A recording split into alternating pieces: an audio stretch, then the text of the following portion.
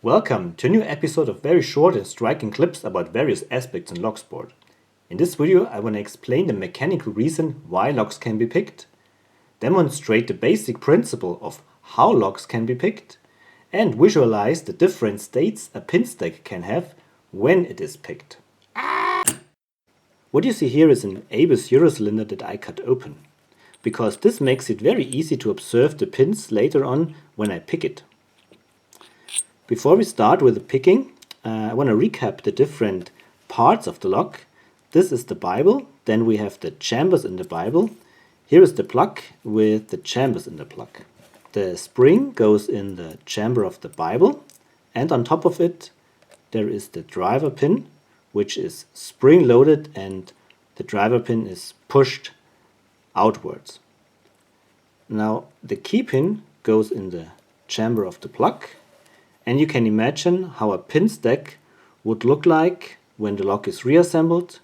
We have the driver pin being pushed into the chamber of the plug, pushing against the key pin by the spring tension.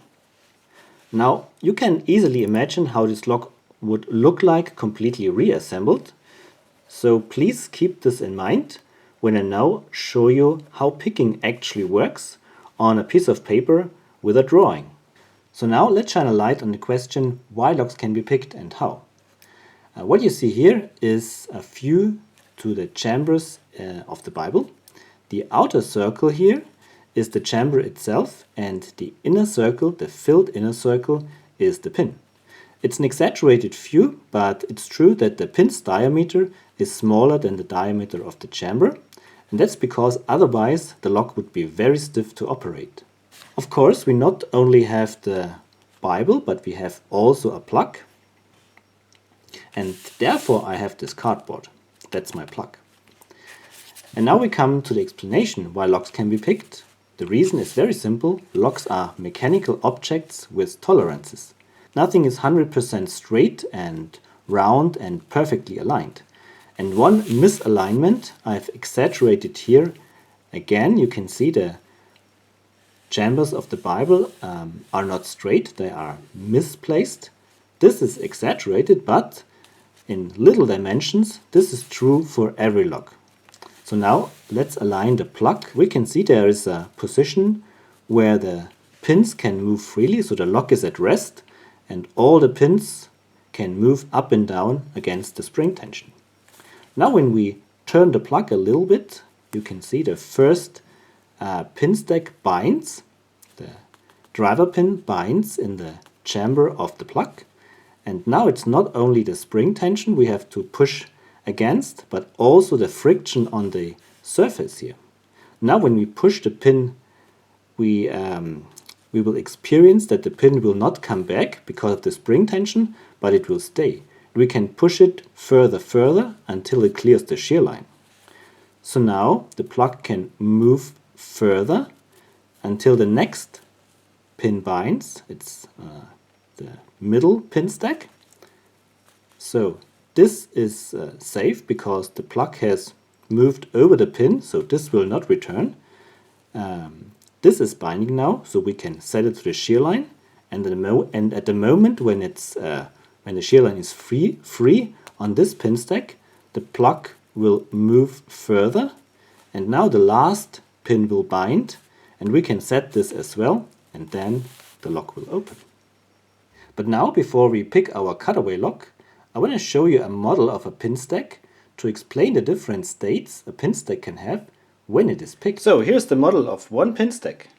We can see the spring in the chamber of the Bible, then in red the driver pin, green on top of it the key pin, white is the plug, and we also have a tension wrench to turn the plug and a pick.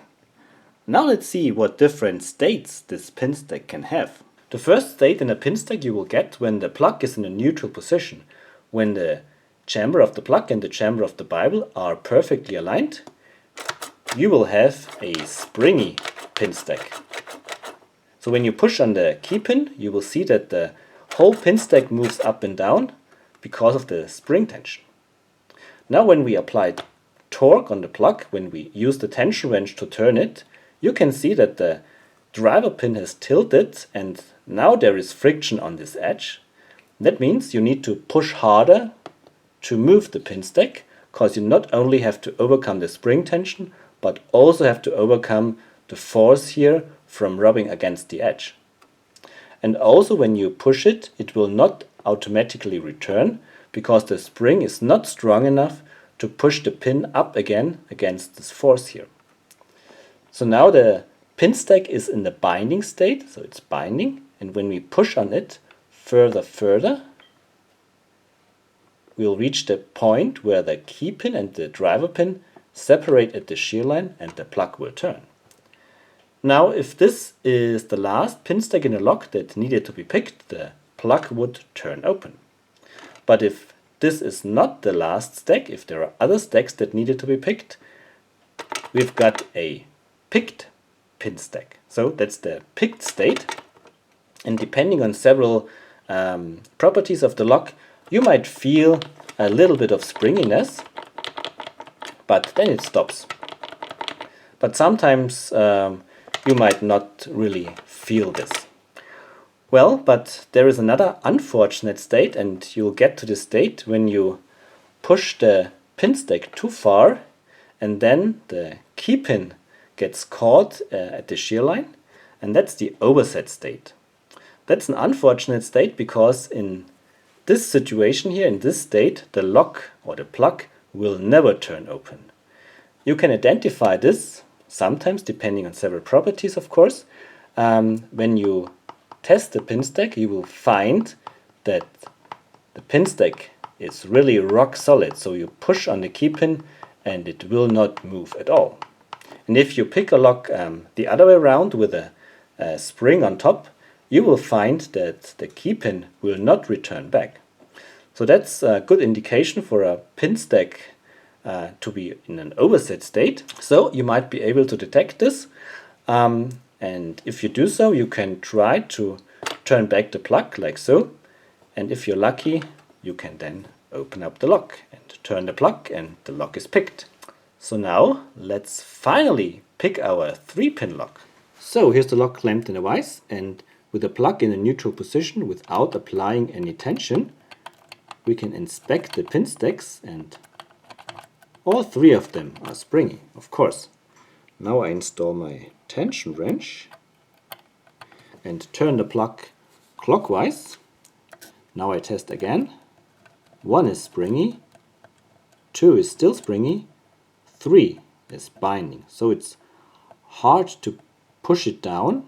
I need to overcome the friction and the spring tension.